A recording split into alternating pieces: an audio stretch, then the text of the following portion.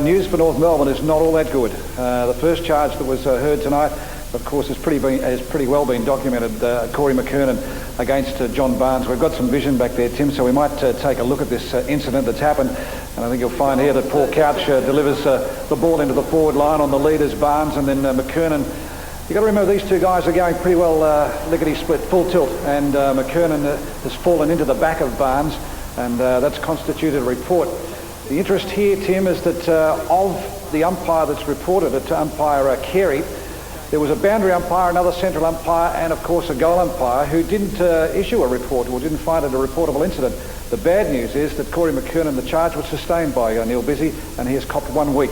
Out of that comes, of course, the saga for Corey McKernan. Perhaps he might have won the Norwich Rising Star, who knows, for an indiscretion. Now all of a sudden the Brownlow favourite, the Brownlow, is no longer an aim of his. So bad news for Corey on two counts virtually, Norwich Rising Star and also Brownlow. Well, that is sensational news, and it looks as though we'll have a new favourite for the Brownlow medal because McKernan had made such a brilliant start to the season. Well, tragedy for Corey McKernan, and as a headline for tomorrow, Rohan.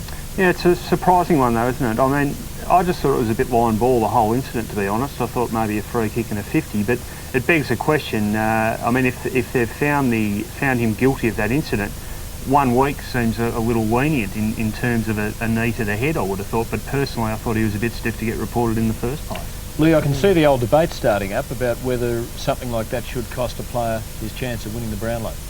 I think that's irrelevant. I mean, if you suspended the rule, the more the point is, should he have got a week's suspension? I mean, it looked fairly line ball, but at the same time, I suppose, you could say that he could have avoided the knees going into the back if he really tried very hard, I suspect. So he certainly hasn't got the benefit of the doubt. I mean, we give the players the benefit of the doubt. I think at the tribunal these days you're guilty unless you can prove your innocence. I just reckon it smacks of having a bob each way a bit, really. I mean, it almost suggests that they weren't, they weren't quite sure the charge was there in the first place.